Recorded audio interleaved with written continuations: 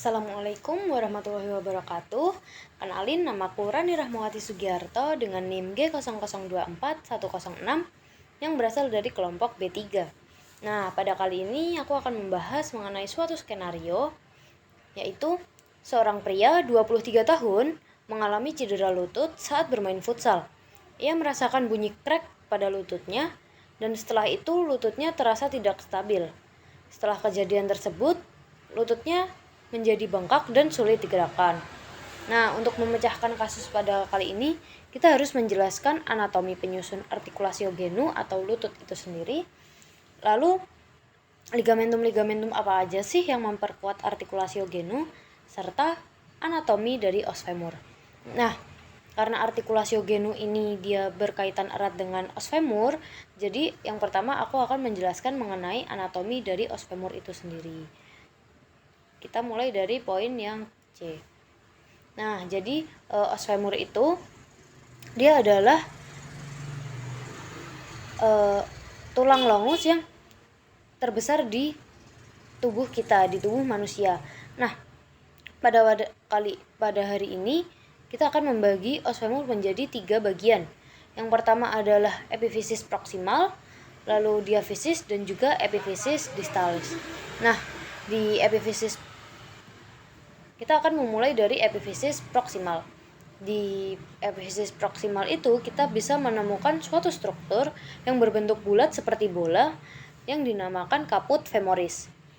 Caput femoris ini nanti dia akan berartikulasi dengan acetabulum yang membentuk artikulasio coxae. Lalu di bagian tengah dari fovea di caput femoris ini terdapat cekungan kecil yang bernama fovea capitis femoris, yang dimana fovea capitis femoris ini nantinya akan menjadi tempat pelekatan dari ligamentum teres capitis femoris. Nah, ligamentum teres capitis femoris ini nanti dia akan menstabilkan artikulasio coxae itu tadi. Lalu di bawah caput femoris ada yang namanya kolum femoris atau leher si femoris itu.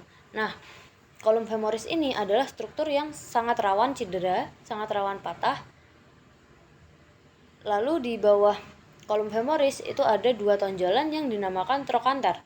Yang besar namanya trochanter mayor, yang kecil namanya trochanter minor. Nah, trochanter mayor itu sendiri dia akan menjadi tempat insersio dari musculus piriformis. Sedangkan di trochanter minor dia akan menjadi insersio dari musculus iliopsoas.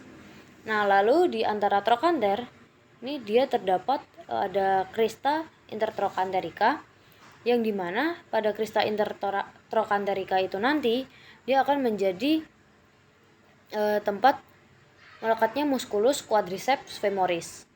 Lalu di daerah sini ada yang namanya fossa trochanterica, yang dimana fossa trochanterica itu nanti dia akan menjadi tempat melekatnya musculus obturatorius bagian internus. Nah, lalu kita akan membahas mengenai bagian diafisis atau korpus dari femoris. Nah, di bagian korpus ini kita bisa membagi menjadi 2 fasies, yaitu fasies anterior dan juga fasies posterior.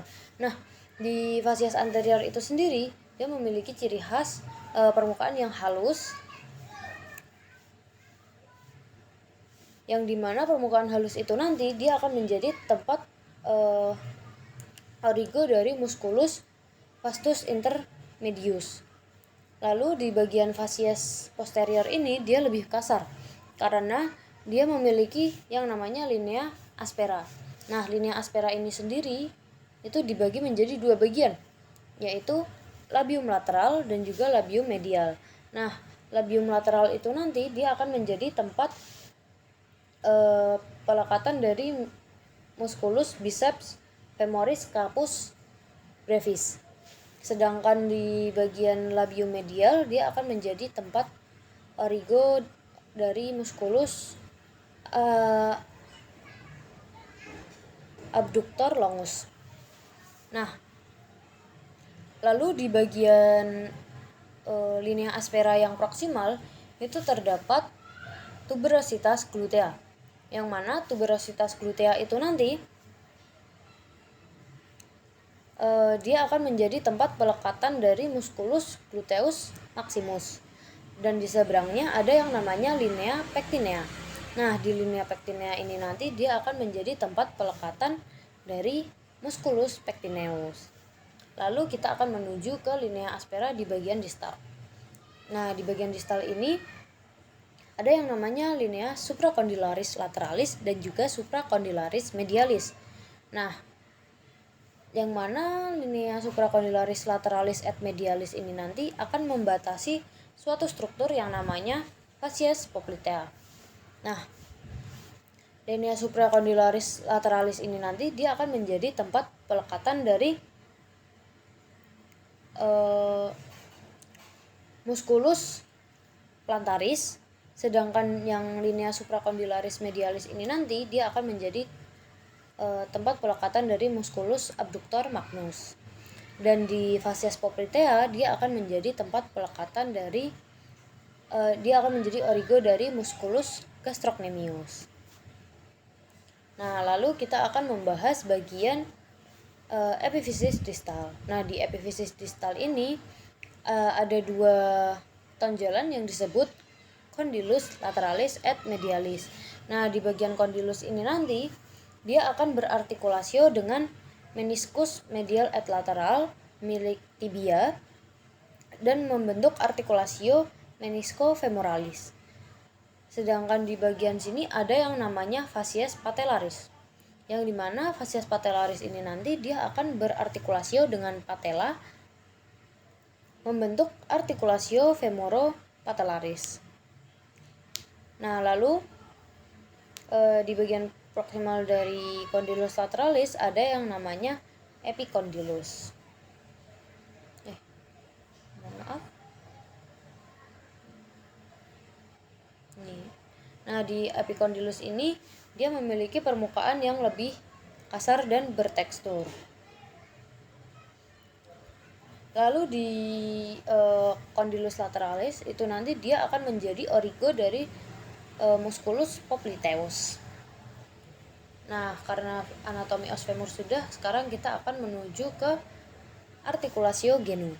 Nah, artikulasio genu ini dia melibatkan dua regio, yaitu regio femoris dan juga regio curis, dan melibatkan 4 tulang, 4 os, yaitu os femur, lalu ada os tibia, os fibula, dan juga tepat di tengah tempurung lutut kita ada yang namanya os patella.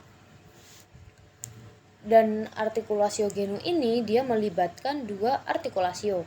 Yang pertama adalah artikulasio femoropatellaris, yaitu artikulasio antara patella dan juga